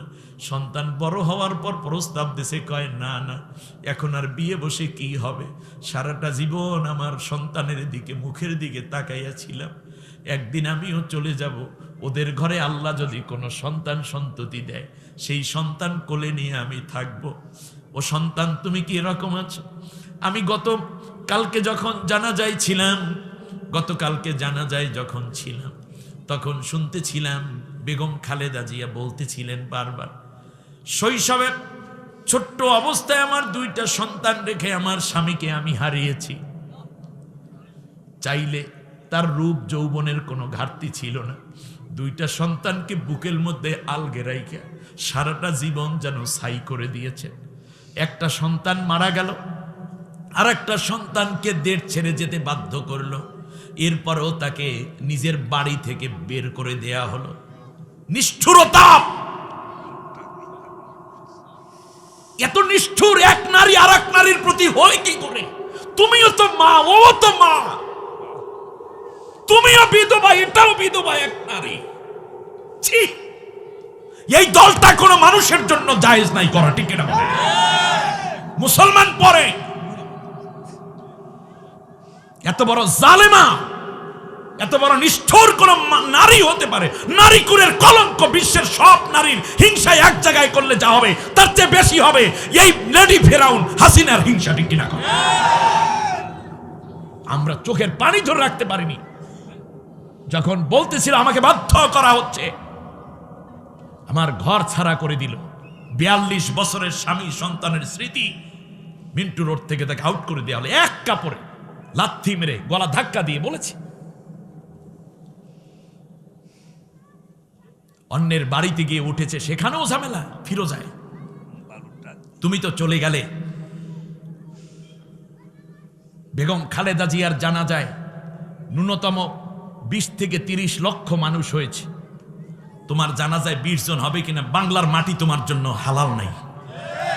এ মাটি তোমাকে গ্রহণ করবে না। বলেছে আমার বাংলাদেশ প্রথম, বাংলাদেশ শেষ। আমার বিদেশে কোনো ঠিকানা নাই, আমার ঠিকানা এখানে। সন্তানের ছেড়ে দিয়েছে, সন্তান চলে গেছে, স্বামী বিদায় হয়ে গেছে, কিন্তু বাংলার মানুষকে নিয়ে বলছে আমার বাংলার মানুষই আমার আপন, এর বাইরে কেউ আপন নাই।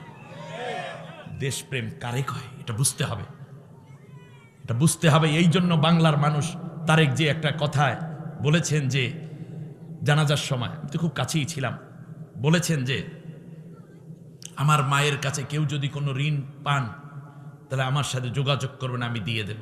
তারেক জিয়া, আপনার মাকে বাংলার মানুষ ধারণ করেছে। মনে রাখবেন, বাংলাদেশের মানুষের কাছে তিনি ঋণী না, বরং বাঙালি জাতি, বাংলাদেশের মানুষ আপনার মায়ের কাছে ঋণী। এই ঋণ পরিশোধ করার জন্যই আগামী দিনে আল্লাহর কোরআনের এবং সত্যিকার দিনদার মানুষদের, মানুষের মধ্যে আপনার সম্প্রীতি বাড়াতে হবে, মানুষকে ভালোবাসতে হবে। আপনি মানুষের মধ্যে নেমে পড়ুন, মানুষ আপনাকে কলিজার মধ্যে জায়গা দিয়ে নেবে ইনশাআল্লাহ, এবং তিনি পারবেন, আমার বিশ্বাস। মা জীবনটা ছাই করে দিল সন্তানদের দিকে তাকাই, আর নিজে বিয়ে করে সেই মায়ের জন্য ছোট্ট একটা ঝুপড়ি রেখে আর মায়ের দিকে তাকাও না। এক সাহাবী বলল, ইয়া রাসূলুল্লাহ, আল্লাহর নবী বললেন তুমি যদি একবার তাকাও তাহলে তোমার আমল নামায় একটা কবুল হজের সওয়াব লেখা হবে। এই যে তাকাও, এই আমার মা, আমার মা, আমার মা। বারবার বলো, মায়ের কপালে চুমু খাও, মার পায়ে চুমু খাও, মায়ের চোখে চুমু খাও, মায়ের গালের সাথে গাল লাগাও, মায়ের কোলের মধ্যে তুমি মাথা রাখো। তুমি বড় হয়েছো তাদের, তুমি ওই আগের গেদুর মতোই করো, মায়েতে খুশি হয়। মায়ের কোলের মধ্যে শুয়ে পড়ো। আমি তো আমার মায়ের কোলের মধ্যে এখন, সে আমার বাচ্চারা কই দেখো গেদু আসছে, মা শুয়ে আছে, তুমি বিছনার পাশে গিয়ে মায়ের পায়ের মধ্যে একটু চুমু খাও, কারণ ওই পায়ের নিচে তোমার জান্নাত। সুবহানাল্লাহ, আল জান্নাতু তাহতা আকদামি উম্মাহাতিকুম। তোমার মায়ের পায়ের নিচে তোমার জান্নাত, যেই পায়ের নিচে জান্নাত, ওই পাউটা একটা চুমু খাও। আল্লাহর নবী বললেন যদি মায়া করে একবার তাকাও, একটা কবুল হজের সওয়াব পেয়ে যাবে। এক সাহাবী দাঁড়িয়ে বলল, ইয়া রাসূলুল্লাহ, আমি যদি প্রতিদিন মায়ের চেহারার দিকে, বাবার চেহারার দিকে 100 বার তাকাই, কি পরিমাণ সওয়াব হবে? আল্লাহর নবী বললেন 100টা কবুল হজের সওয়াব হবে, একটুও কম হবে না। 100টা কবুল হজের সওয়াব। মক্কা মদিনা যাইয়েই তো হজ করতে হয় নাকি? লক্ষ লক্ষ টাকা খরচ করেন, মিনা, মুজদালিফা, আরাফা, সাফা, মারওয়া দৌড়ায়, এরপরেও হজে কবুল হয়েছে কিনা নিশ্চয়তা নাই। কিন্তু আল্লাহর নবী বলেন একটা কবুল হজের সব, একটা হজের নিশ্চয়তা আছে, যেই হজ তুমি তোমার মা বাবার চেহারার দিকে তাকাবে, কি মায়া, কি মর্যাদা, কি সম্মান, কি ইজ্জত, কি আজমত, ওই মায়ের চেহারার বাবার চেহারার মধ্যে একবার তাকালে একটা কবুল হজের সব হয়ে যায়। সুবহানাল্লাহ বলেন। আল্লাহু আকবার। আমার দেশে কিছু কুলাঙ্গার সন্তান আছে, মা বাবার দিকে তাকায় না, মায়ের মা ডাকে না, বাবাকে বাবা ডাকে। আমার এক মুসল্লি, আমার খুব মনে পড়লো আজকে, কষ্ট হচ্ছে না তো? প্রধান অতিথি চলে আসবে ইনশাল্লাহ, খেয়াল করো। ওরা 3 ভাই, ছোট ভাইটার ক্যান্সার, নাম হচ্ছে চৌধুরী জসিমউদ্দিন। তো ডাক্তার বলে দিয়েছে তার কাজ শেষ, সিঙ্গাপুরে মাউন্ট এলিজাবেথে চিকিৎসা নেয়, বলছে আগামী 3 মাসে সে মারা যাবে, কারণ ক্যান্সারের পরিমাণটা এত বেশি হয়ে গেছে। তো 3 মাসের শেষ মাসে শুধু এক ভাইকে বলেছে যে ভাই আমার তো অবস্থা শেষ। তো ওই ভাই হঠাৎ করে মায়ের কাছে কেমনে কেমনে যেন বলে দিয়েছে, বলার পরে মা এখন আর ঘুম নাই, বাবা মারা গেছে ছোটবেলায়, এখন নারায়ণগঞ্জে তারা কয়েকটা গার্মেন্টসের মালিক। একটা পর্যায়ে যা হবার তাই হলো, শেষ পর্যন্ত মা চলে গেলেন সিঙ্গাপুর, তার স্ত্রী এবং 2 বাচ্চা সহ, নাতি 2জন নাতি সহ। সিঙ্গাপুর গিয়ে মাকে পেয়ে ছেলেটা বলল যে মা আপনি এসছেন। মা বৃদ্ধা, কিন্তু উপায় নাই, মার মন তো মানে না। স্ত্রী সন্তান নিয়ে তারা চিকিৎসা করাচ্ছেন ওখানে, টাকা পয়সার তো অভাব নাই। এক পর্যায়ে সিদ্ধান্ত নিয়েছে সবাইকে বাড়িতে পাঠাই দেবে, আর উনি চলে যাবে মক্কায় উমরা করার জন্য। উমরা করার জন্য চলে গেছে। তো ভাই যে বলেছে পুরো ক্যান্সারিতে, এটা বলে নাই, বলছো একটু জটিল রোগ, মাগো একটু দোয়া কইলেন জসিমের জন্য যেন আল্লাহ ভালো রাখেন। বেশ ভালো, ওই পর্যন্তই কথা শেষ। তো মা এবং জসিমউদ্দিন এই 2 জনে মিলে চলে যাচ্ছে ফ্লাইটে মক্কায়। মাও এহরাম করেছে, সন্তান এহরামের কাপড় পরেছে, কিন্তু শুকাই গেছে, থেরাপি দিতে দিতে অবস্থা শেষ প্রায়। এনাদেরকে বললো তোমরা বাড়িতে চলে যাও, আমরা যদি হায়াত থাকে আসবো, আর না হলে মক্কা মদিনায় মরে যাও, অসুবিধা নেই। চিকিৎসা চলছে, আর সাথে একজন বাসার বিশ্বস্ত চাকর, চাকর না ছোটবেলা থেকে ভাগ্নে থাকতো, ওই ভাগ্নেকে নিয়ে গেছে। তোয়াফ করছে, তোয়াফ শেষে জমজমের পানি, মা হুইল চেয়ারে, হাঁটতে পারছেন, হুইল চেয়ারে 7 চক্কর পরে মাকে হুইল চেয়ারে বসাইয়া মুলতাজিম, যেখানে দাঁড়াইয়া দোয়া করলে নবী বলেছেন সব দোয়া কবুল হয়। বাইতুল্লাহর দরজা এবং হাজরে আসওয়াদের মধ্যবর্তী জায়গা মুলতাজিম। পানি এনে মায়ের হাতে দিয়ে এভাবে হুইল চেয়ার সামনে এভাবে হাঁটু গেড়ে পড়ছে, চোখের পানি ছেড়ে দিচ্ছে। বাবা তুমি কাঁদো কেন? মা গো, ডাক্তার বলেছে আমি আর মাস 1.5 বাঁচবো, এরপর আমি আর বাঁচবো না, ক্যান্সারে গোটা শরীর ছেয়ে গেছে। মা চিন্তা করেছি পৃথিবীর ডাক্তারের ঔষধও খাবো না, আর ডাক্তার দেখাতেও যাব না। ও মা, এ হচ্ছে পৃথিবীর শ্রেষ্ঠতম মেডিসিন, জমজমের পানি, আর আপনি হচ্ছেন এই পৃথিবীর শ্রেষ্ঠতম ডাক্তার, যে ডাক্তার কথা বললে মহান ডাক্তার জবাব দেয়। আর এইটা এমন একটা হাসপাতাল, মাতাফ তাওয়াফ করার জায়গা, এখানে দোয়া করলে আল্লাহ কবুল করে। এখানে নবীদের অনেক কবরও আছে, সব নবী এখানে হাজিরা দিয়েছে। মাগো আপনি দোয়া করেন, সন্তানের চোখের পানি মুছে দিচ্ছে, আর সন্তান মায়ের কোলের মধ্যে মাথাটা দিয়ে রাখছে, আর বাইতুল্লাহর দিকে মুখ করে মা বলতেছেন কাবার মালিক, আমার সন্তানের আমার সামনে থেকেই যদি নিয়ে যাও, তাহলে আমারে আগে নেও নাই কেন? সন্তানের পরবর্তী আমার মুসল্লির রিপোর্ট যেটা আমি শুনছি, এভাবেই নাকি তার মা বলতেছেন, তার নাম হাজেরা বেগম। নাম মিলে যায় কিভাবে? বলতেছে আল্লাহ তুমি যদি আমার সন্তানকে আমার কোল থেকে কেড়ে নিবে, তা আমাকে আগে নেওনি কেন? আমি তো ওরা শিশুবেলায় তখন আমি বিধবা হয়েছি। হে কাবার মালিক, আমার সন্তানের আমার কোল থেকে নিও না। আমি তোমার কাছে আমার সন্তানের জান ভিক্ষা চাই। আর আমি এমন ভিক্ষুক, যেই ভিক্ষুকের দোয়া তুমি কবুল করো। তুমিও বলেছো, নবীও বলেছে। অনেকক্ষণ পর্যন্ত দোয়া দুরুদ পইরা মায় পানি খাওয়াই দিচ্ছে। 4 বছর হয়ে গেছে, আজও বেঁচে আছে। মনে হয় গত মাসে তিনি একবার গেছেন ওখানে, মাউন্ট এলিজাবেথ, কারণ এতে কথা হয়। তো ওই ডাক্তারও বেঁচে আছে। তার শেষ রিপোর্ট যখন আসছে তখন বলছে, আপনার জীবনে ক্যান্সার হয়েছে এরকম কোন আলামত নেই।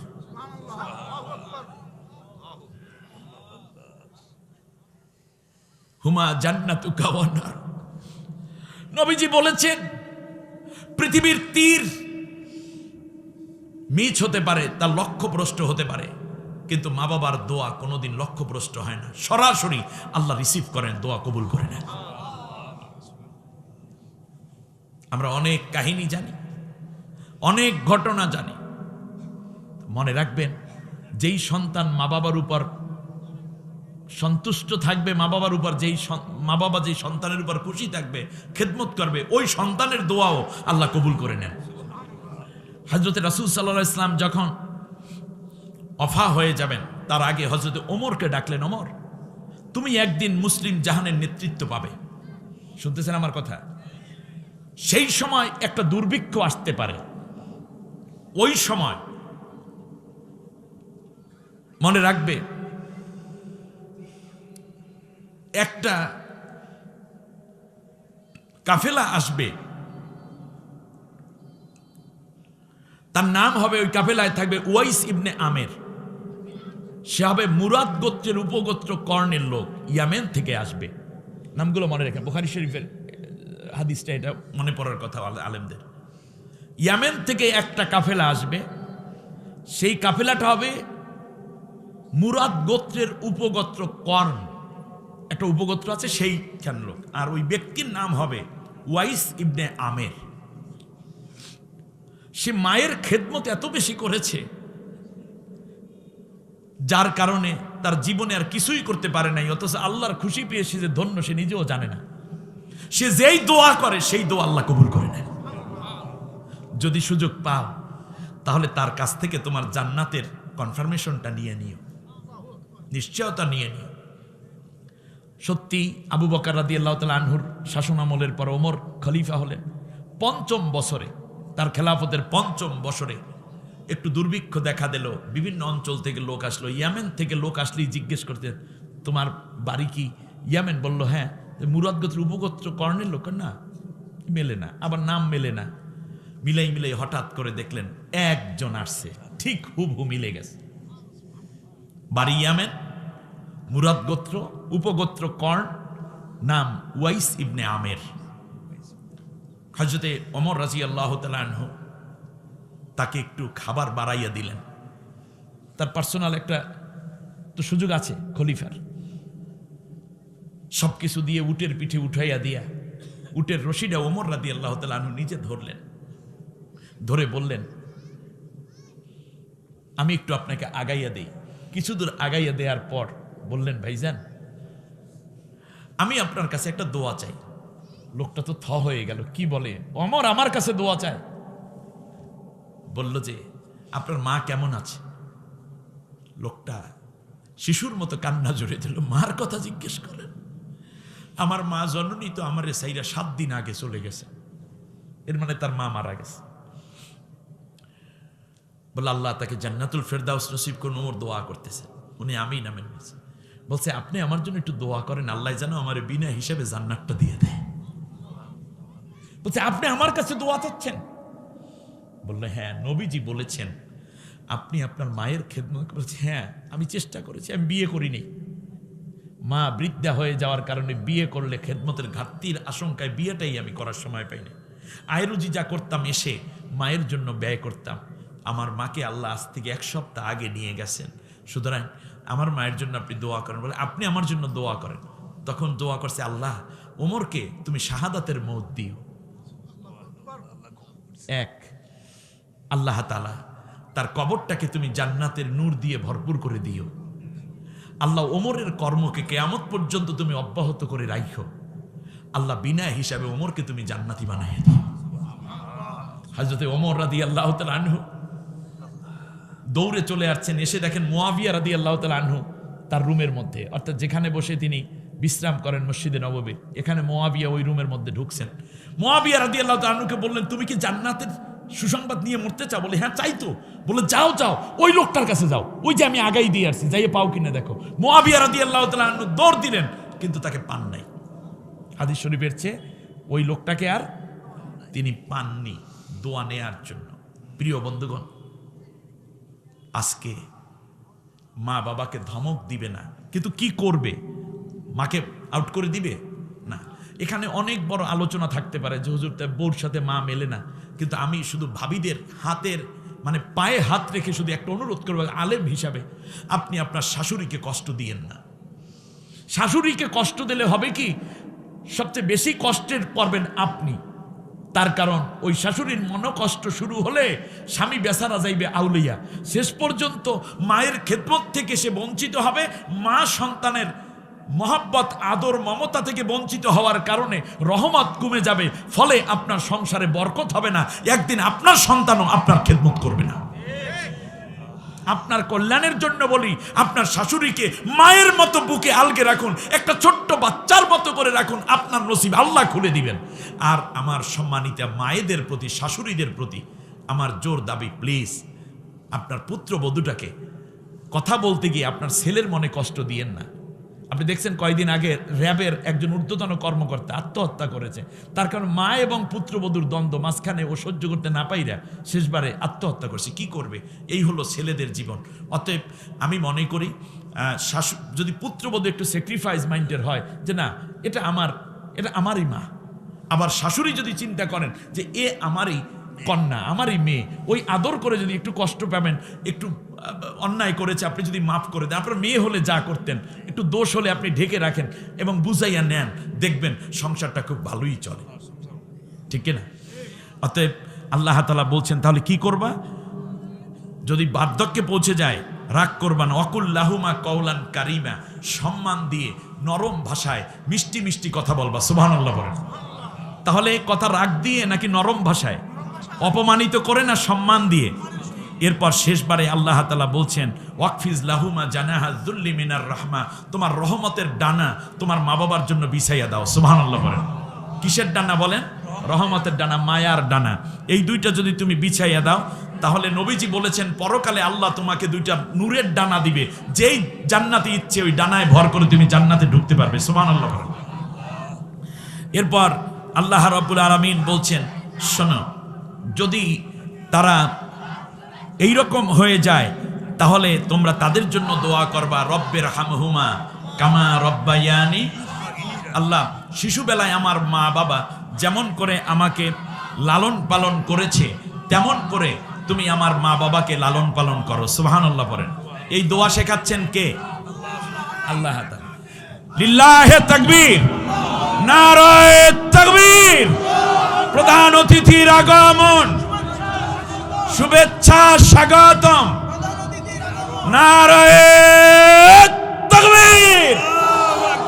আলহামদুলিল্লাহ। সম্মানিত ভাইরা,